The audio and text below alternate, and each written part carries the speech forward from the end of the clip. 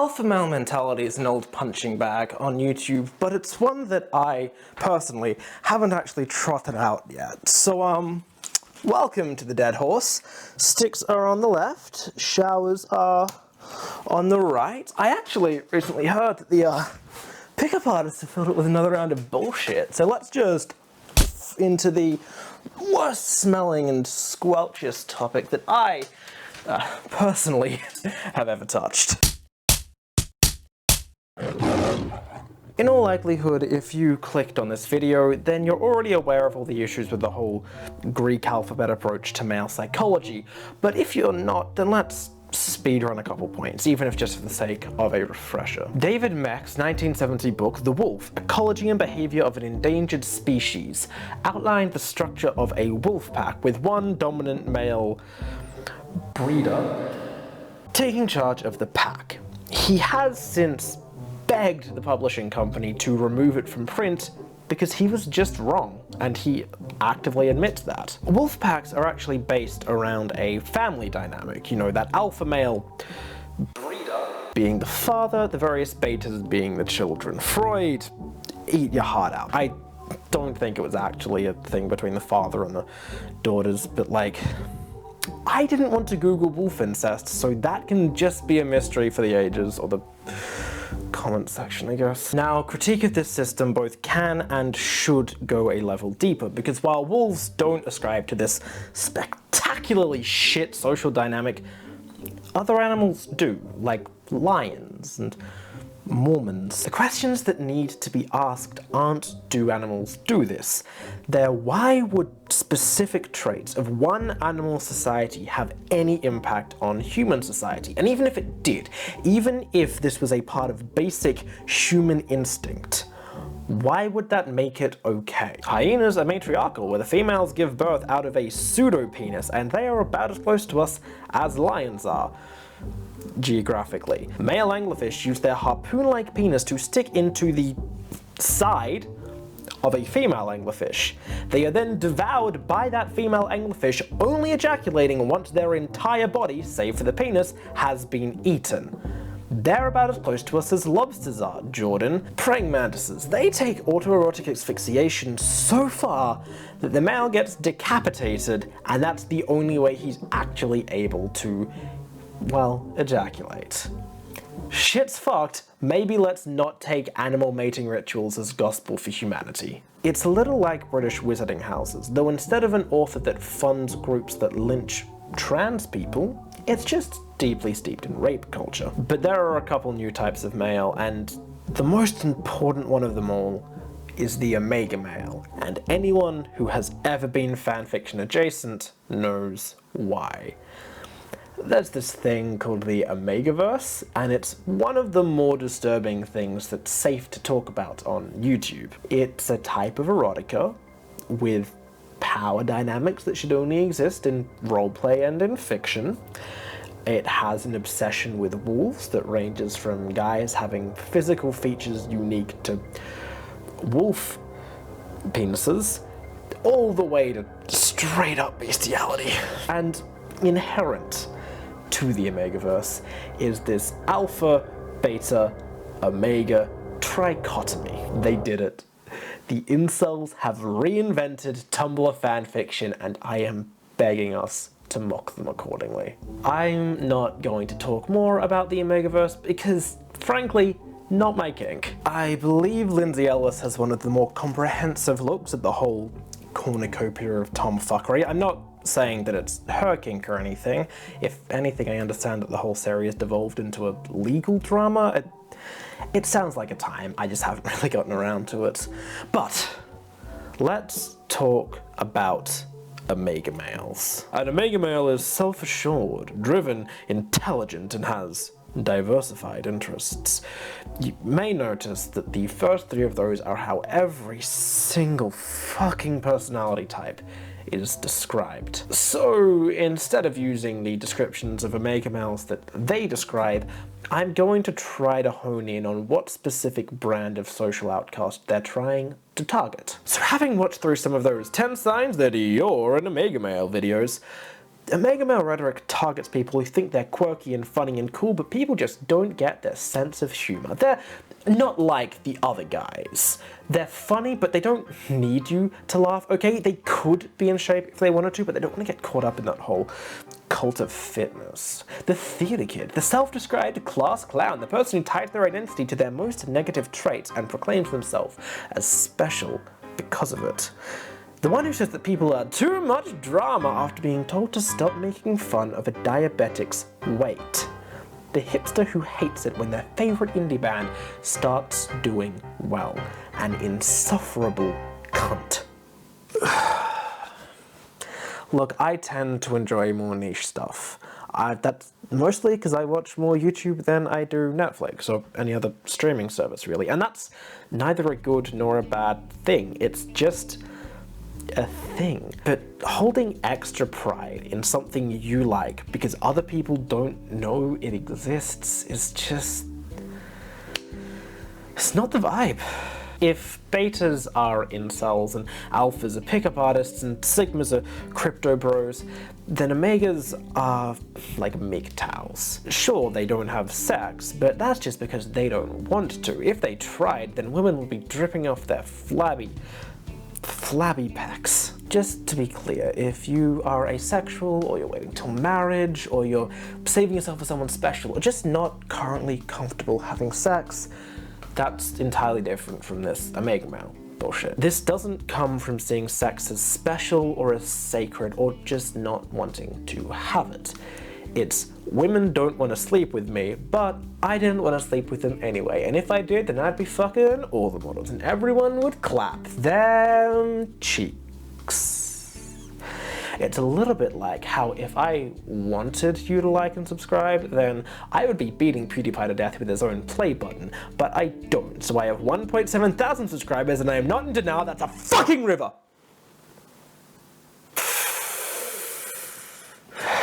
I need a drink.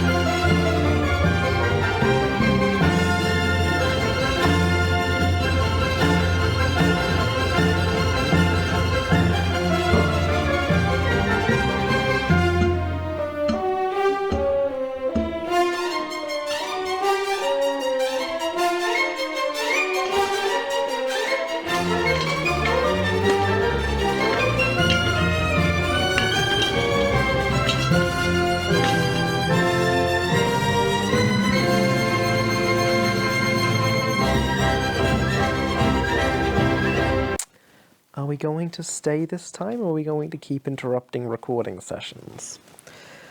Anyway, the abridged version of the list I found is as follows. Omega males are easygoing, almost lazy, and look, I'm a fairly lazy person. I'm happy to admit that. I like kicking back, I like taking it easy, and I don't think that's a bad thing.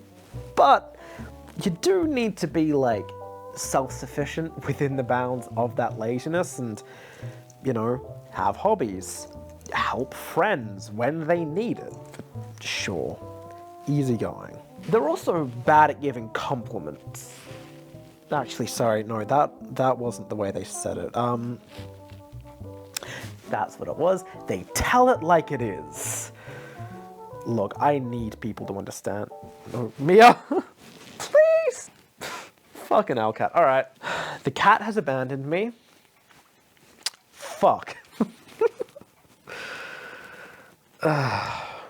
Anyway, I need people to understand that being critical is not the same thing as being smart. Which I do get is kind of hypocritical given the situation, but I do try to be a little more in depth later on. And besides, I'm not claiming to be smart here, just present. Omegas tend to play devil's advocate, which could mean they take a valued and considered look at both sides of an argument, but realistically means that they tend to have really bad opinions, but aren't quite confident enough to actually stick to them. Growing up is not a necessity to Omega males, which could mean they have a very whimsical, carefree approach to life, or realistically does mean they tend to be entitled man-children. Men-child? Men-ChaosNCabbages. Who gives a shit? They're honest and they're sweet, which is just a breeding ground for nice guy mentality. Cordial reminder, like being nice to someone is not an expression of interest, it's just basic people skills. And also, don't base your self-worth around the fact that you're nice to other people. You aren't going to be nice to everyone. Some people just aren't worth it. And look, you actually aren't the judge of it. The people that you're talking to tend to be. Finally, Omega males aren't career-focused, and you know, for most of these, I was reading between the lines at what they were actually saying, but in this case, the video straight up says that moving on from a job is not always an Omega male's choice.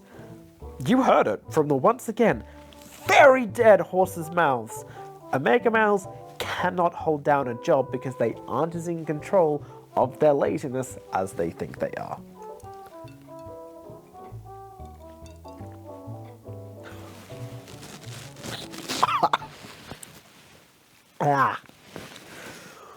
Why did I make this? I don't like whiskey. There's so many better cocktails than fucking old-fashioned. Don't you think, Mia? Anyway. The more that I looked into this, the more I realized that Omega male is trying to be like himbo meets Uncle Iroh. But being a himbo is about knowing that you're dumb and being okay with that. Whereas this Omega male stuff is like they think they're choosing to look dumb, but actually, they're the smartest person in the room. And I feel like they think the defining traits of Uncle Iroh is the moments of ass kicking and like making fun of people. But the thing that makes those characters deep, sympathetic, and interesting is this deep-seated sadness that despite all the power they've been able to amass in the world, they were once unable to save someone that they loved. They know their own limitations, so they choose to enjoy life with the people that matter, rather than getting caught up in their own superiority and power over others. Sigma males seem to think that they're all Keanu Reeves, but they're actually just Jared Leto. Whereas Omega males think they're Ryan Reynolds, but in actuality, they're just Jared Leto again, this time as the Joker. Alright, I need to film the last bit in a place where Little Miss Meow fucking Thon isn't going to disturb, and I also need to get the fuck out of this clothing bullshit, so.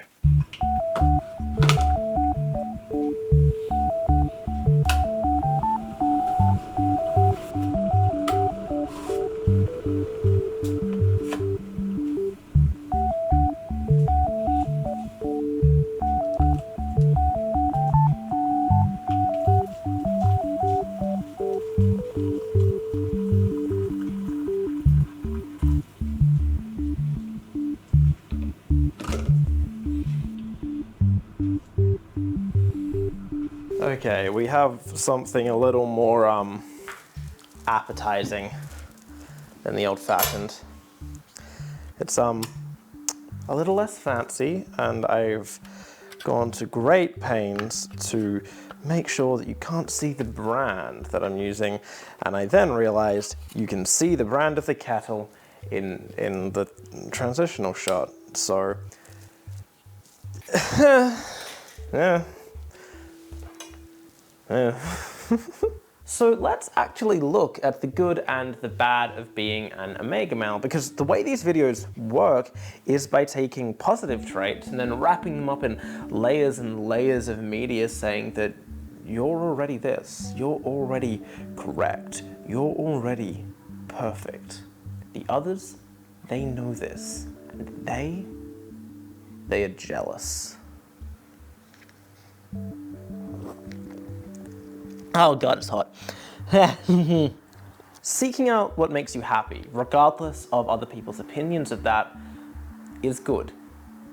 Taking time to rest is important. Not holding your achievements over the heads of others is excellent. Being honest with people is marvelous. Staying in touch with your inner child is fantastic. Keeping a good work-life balance can be the thing that stops you offing yourself. But the problem comes with a lack of moderation.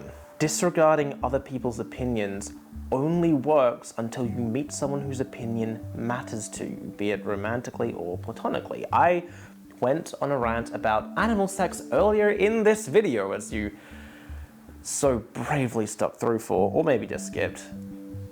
Good choice to skip. But I wouldn't do that in front of most people that I know because they wouldn't enjoy the conversation and I don't want to put them through that. I enjoy sleeping and resting and generally just vibing. But I also do my job well enough to make sure that I'm paid for it because I need that money. Not bragging about your achievements is only somewhat admirable if you aren't using that to then foster a sense of superiority over others. Telling it like it is, being honest and upfront, includes being honest about what you like about people. Children are joyous, whimsical things, and the most boring, entitled, and annoying people you will ever meet. You're an adult. You can pick and choose which parts of your inner child to stay in touch with. This Omegaverse of pickup artistry targets social outcasts. Beta rhetoric targets people who feel that they are outcasts because they aren't in shape, they aren't outgoing, they aren't confident. And for that reason, they think that people don't want to talk to them, don't like them. And so, beta rhetoric tells them that the way to make sure that people do like them is to become fit and outgoing and confident. Alpha rhetoric targets people who have already done that, who feel that they are absolutely self-assured and fit and confident, but somehow people just still don't like them. They don't talk to them. And instead of saying, hey, maybe you're actually just insufferable, or, you know, maybe, sure, you're confident and you're outgoing, but only if someone starts talking to you first. You need to actually initiate that conversation. And it tells them that instead of any of that, instead of doing any of that, they just need to get fitter, more confident, more outgoing, more abrasive, more alpha. Sigma rhetoric targets people who are confident but not outgoing.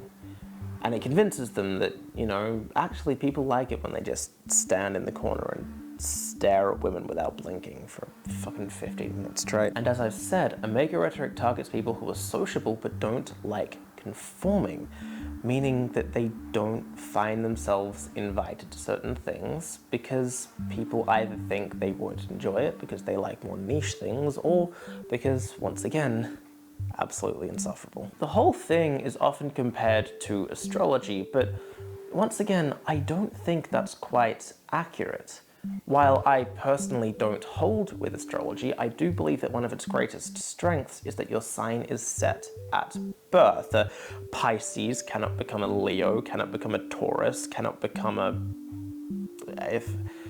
If I knew shit about astrology, I would make some joke about something that a Taurus would never do, but... You want my sibling, catastrophic on TikTok. But because your sign is set at birth, there isn't really a one sign that's better than all the rest that everyone should aspire to become. You just have to make do with whatever you have. But these personality types, they're the complete opposite. There's constant infighting over which type of male is the best, who embodies that type of male the most, a cannibalistic cycle of the entrenchment of ideologies.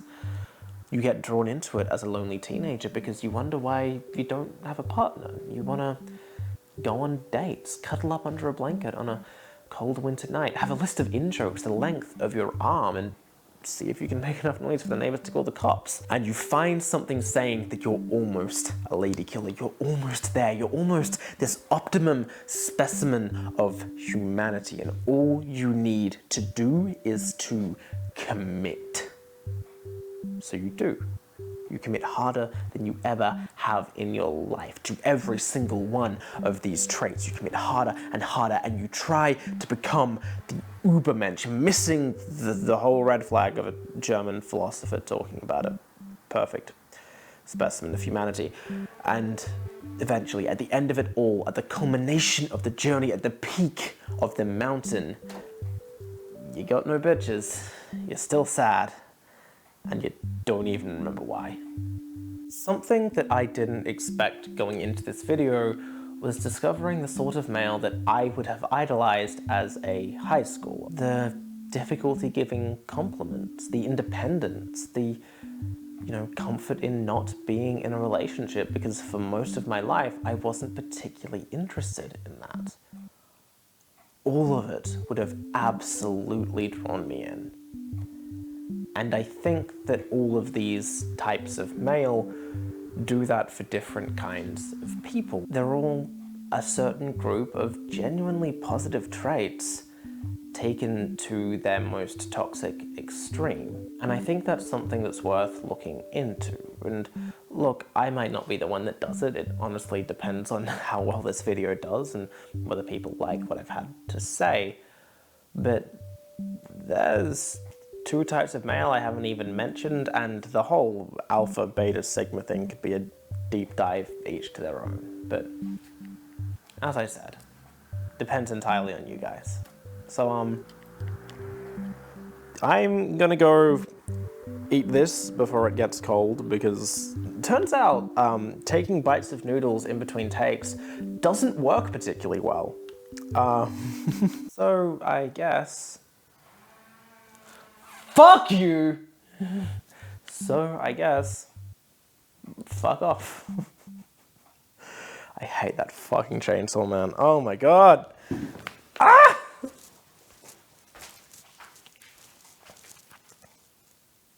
Autoerotic asphyxiation. I have to. Autoerotic asphyxiation, autoerotic asphyxiation, autoerotic asphyxiation. Oh, that's a blooper and a half. There are school children passing outside. How fucking dare they? You could probably hear that one. I'm gonna dox them. They go to school.